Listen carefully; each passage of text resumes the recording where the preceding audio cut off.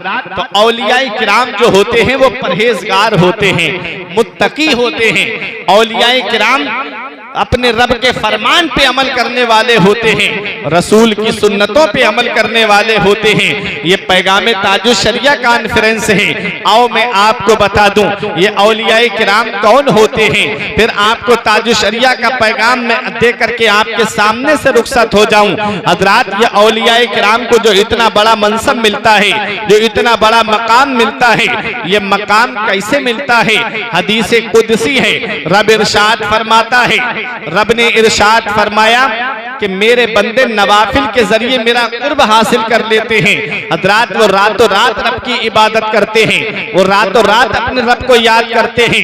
हजरात, जिन गौसे आजम के नाम का हम खुतबा पढ़ते हैं, जिन गौसे आजम की बारगाह में हम खिराज अकीदत पेश करते हैं, कभी मेरे गौस की हिस्ट्री पे गौर कर लिया करो, कभी मेरे गौस की जिंदगी मुबारका पे गौर कर लिया करो। मेरे गौस के एक मुरीद का कहना है कि 40 साल तक मैंने देखा है कि गौसे आजम ने इशा के वुजू से फजर की नमाज को अदा किया है। 40 साल इस हाल में गुजारे हैं गौसे आजम ने कि इशा की नमाज के लिए आप वुजू करते, पूरी रात अल्लाह की इबादत करते, पूरी रात आप नमाज पढ़ते और फजर की नमाज उसी वुजू से अदा फरमाते थे। 40 साल ये पीठ गौसे आजम की बिस्तर से नहीं लगी। आज गौसे आजम के गुलामों का क्या हाल है? 5 वक्त की नमाज गायब है और शान से कहते हैं कि हम गौसे आजम के गुलाम हैं। गौसे आजम से सच्ची मोहब्बत यही है कि गौसे आजम ने जिन कामों को करने का तुम्हें हुक्म दिया है उन कामों को करो, जिन कामों से मना किया है उन कामों से रुक जाओ। देखो गौसे आजम की जिंदगी कि आपने 40 साल तक इशा के वुजू से फजर की नमाज को पढ़ा। गरीब नवाज रजी अल्लाह तआला अन्हु ने तकरीबन 37 या 35 साल तक इस हाल में गुजारे कि पूरी पूरी रात अल्लाह की इबादत करते थे। ये पीठ आपकी बिस्तर से नहीं लगी। ये अल्लाह वाले हैं जो पूरी पूरी रात जाग करके अपने रब को याद करते हैं। ये अल्लाह वाले हैं जो पूरी पूरी रात इबादत में खड़े रहते हैं। और आज उनके मानने वालों का हाल ये है, मस्जिदें देखो तो हमारी वीरान हो गई, मदरसे देखो तो आज हमारे वीरान हो गए। आज मुसलमानों का हाल कि मुसलमान अपनी दीनी मदारिस से दूर हो गया, आज मुसलमान अपनी मसाजिद से दूर हो गया। उसके बाद ये दावा करते हैं कि हम नबी के गुलाम हैं, हम नबी से सच्ची मोहब्बत करने वाले हैं। अगर नबी से सच्ची मोहब्बत होती तो 5 वक्त अपने बिस्तर पे सो करके नहीं गुजारता, अपने नबी की मोहब्बत में मस्जिद में आ जाता। अगर नबी से सच्ची मोहब्बत होती तो आज दर्सगाहें तुम्हारी सूनी नहीं होती। आज नबी से सच्ची मोहब्बत होती तो आज मदारिस तुम्हारे सूने नजर नहीं आते। आज हमने देखा है अभी चंद साल पहले जब लॉकडाउन लगा था तो हाल क्या हो गया था, मुसलमानों का हाल ऐसा बन गया था कि जहां से रोजी आने के जरिए थे मुसलमानों ने वहां पर जो है वो रोक लगानी शुरू कर दी। जैसे मसाजिद के अंदर अइम्माए किराम की तनख्वाह को आधा कर दिया गया कि मौलाना साहब हम ये तुम्हारी तनख्वाह कहां से देंगे। मदारिस के अंदर जो पैसे महीने पे देते थे वो पैसे देना बंद कर दिए। आप अल्लामा मुफ्ती कलीम मिसबाही से पूछिए, ये आपको बताएंगे कि कुरान करीम के अंदर तकरीबन 3/4 हिस्सा ऐसा है जो इन्फाक फी सबीलिल्लाह का हमें पैगाम देता है, जो अल्लाह की राह में खर्च करने का हमें पैगाम देता है। आज हम देखा जाता है मुसलमानों की शादियां देखो तो हजारों लाखों रुपये हराम कामों में मुसलमान लुटा देता है। नाचने वाली रक्कासा को ला करके घर के दरवाजों पे नचवाया जाता है, हजारों रुपये मुसलमान उसमें खर्च कर देगा। आज मुसलमानों के अंदर शादियों में जा करके देखो ऐसे ऐसे रस्मों रिवाज चल गए कि हजारों रुपये इंसान खर्च कर देता है। कभी बैंड बाजे के ऊपर खर्च करता है, कभी बैंड बाजे पे गाने वालों के ऊपर लुटा देता है।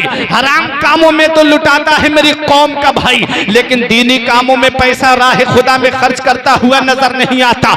याद रखो अल्लाह ने 2 फरिश्ते तुम्हारे कांधे पे बिठा दिए हैं, एक नेकियां लिखने पे मुकर्रर है, एक बुराइयां लिखने पे मुकर्रर है। अगर तुम राह खुदा में खर्च करोगे नेकी वाला फरिश्ता लिख लेगा, अगर तुम हराम कामों में खर्च करोगे बुराई वाला फरिश्ता लिख लेगा जो बुराइयां लिखने पे मुकर्रर है। अब मुझे बताओ प्यारे मुसलमानों, रब कुरान में फरमाता है नहनु अल्ज़मनाहु ताइरहु फी उनुक़िही, रब फरमाता है हमने हर एक का नामे आमाल उसकी गर्दन में लटका दिया है।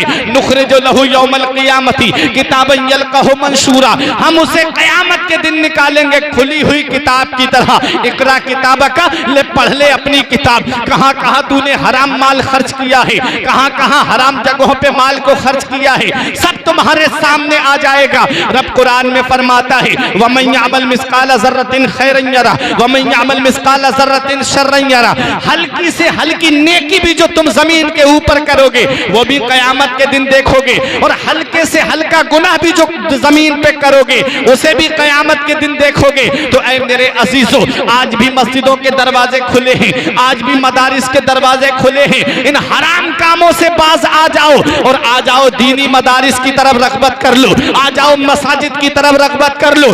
दीनी राह में, राह खुदा में अपने माल को खर्च कर लो। राह खुदा में खर्च करोगे, मदरसे के तलबा पे खर्च करोगे, दीनी तालीम पे खर्च करोगे तो ये माल तुम्हारा ज़ाय नहीं होगा। अल्लाह इस माल में इतनी बरकत अता फरमा देगा कि तुम्हारी नस्लें खाएंगी, तब भी ये माल तुम्हारा खत्म नहीं है। सुभान अल्लाह, सुभान अल्लाह। नारे तकबीर, नारे रिसालत, मसलके आला हजरत, फैजाने आला हजरत, औलादे गौसे आजम। क्या बात है, सुभान अल्लाह।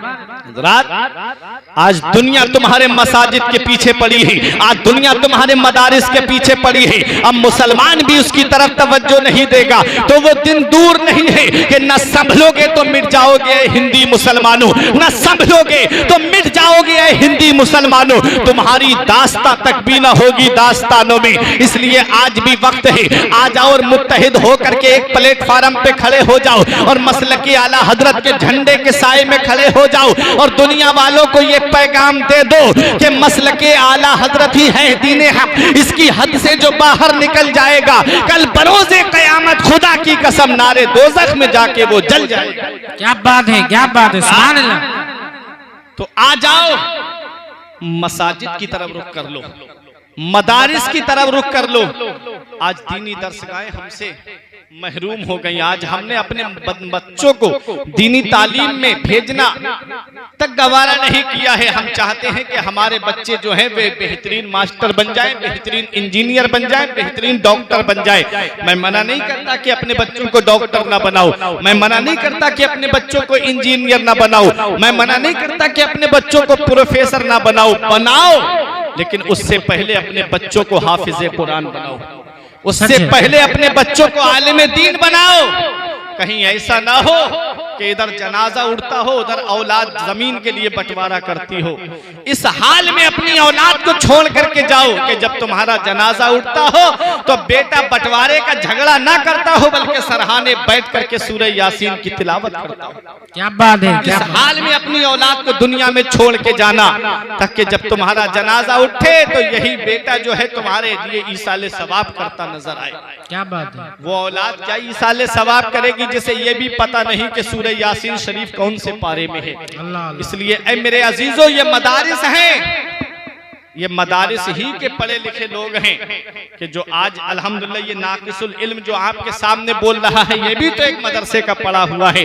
अल्लामा कलीम मिसबाही की तकरीर आपने सुनी, ये भी तो अल्हम्दुलिल्लाह एक अजीम मदरसे से फारिग हैं। आप देख रहे हैं ये शायर इस्लाम निज़ामी, ये भी तो एक अजीम मदरसे से फारिग हैं। मौलाना सलमान साहिब किबला ये भी तो एक मदरसे से फारिग हैं। आप इन उलमाए किराम को देखो कि जो मदरसे से फारिग है और कैसे दीन का काम करते हुए नजर आ रहे हैं। मैं मानता हूं कि बेटा आलिम बन जाएगा या हाफिज बन जाएगा तो वो पैसे जरूर कम कमाएगा, लेकिन याद रखना उसमें इतनी बरकत होती है। मैंने देखा है कि आलिम की तनख्वाह कितनी होती है मदरसे के अंदर। कोई बहुत बड़ा सदरुल मुदर्रिसीन के मनसब पे फाइज है तो बहुत ज्यादा तनख्वाह है, प्राइवेट मदरसा है तो 10,000 तनख्वाह रख दी जाती है या इससे ज्यादा 12,000 तनख्वाह रख दी जाती है, इससे ज्यादा तनख्वाहें नहीं होती है। और इमामों की तनख्वाह का क्या हाल है आप जाकर के देखें। देखें, एक नौकरी जॉब करने वाला, एक नौकरी करने वाला, दूसरे के यहाँ पर मुलाजिमत करने वाला, वो उसकी तनख्वाह ज्यादा होगी लेकिन मस्जिद के इमाम की तनख्वाह कम होगी। 5,000 6,000 की तनख्वाह। हजरात, अगर मैं आपसे कहूं कि आप मेरे यहाँ पर आ जाइए, अल्हम्दुलिल्लाह आपको बताऊं मैं भी एक मदरसे का मुदर्रिस हूँ। हजरात, उस मदरसे के अंदर अभी हजरत हमको मतबख में खाना बनाने की जरूरत पड़ी तो हम एक बावर्ची की तलाश में थे, तो 15,000 बावर्ची मांग रहा था हुजूर। हमने कहा भाई 5,000 ले लेना। बोला 5,000 में मेरे घर का गुजारा कैसे होगा? हमने कहा 6,000 ले लेना। उसने कहा 6,000 में हमारे घर का गुजारा कैसा होगा? कभी तुम ये भी देख लिया करो कि तुम्हारी मस्जिद में जो इमाम नमाज पढ़ा रहा है, 5 वक्त की नमाज पढ़ाता है, 24 घंटे तुम्हारी बस्ती में रहता है, सुबह को तुम्हारे मदरसों तुम्हारे बच्चों को दर्स देता है, दोपहर में जोहर के बाद भी तुम्हारे बच्चों को पढ़ाता है, शाम को तुम्हारी बस्ती के बच्चों को पढ़ाता है, 24 घंटे तुम्हारी बस्ती में ड्यूटी देने वाला इमाम, उसकी 5,000 6,000 की तनख्वाह। खुद के ऊपर जब मामला पेश आया तो कहते हो कि हमारे घर का गुजारा कैसे चलेगा? 5,000 6,000 की तनख्वाह में हम कैसे अपने बच्चों का पेट पालेंगे? कभी इमाम के ऊपर भी गौर कर लिया करो, क्या उसके बच्चे नहीं हैं? क्या उसके बीवी बच्चे नहीं हैं? क्या उसके घर के खर्चे नहीं हैं? क्या उसके बच्चों का दिल नहीं होता किसी चीज को खाने का? क्या उसके बच्चों का दिल नहीं होता है कि कोई ग़िज़ाएं खा लिया करें? हजरात, कभी कभी गौर कर लिया करो। आज होता क्या है, जरा जरा सी बात पे इमामों के पीछे खुराफात करनी शुरू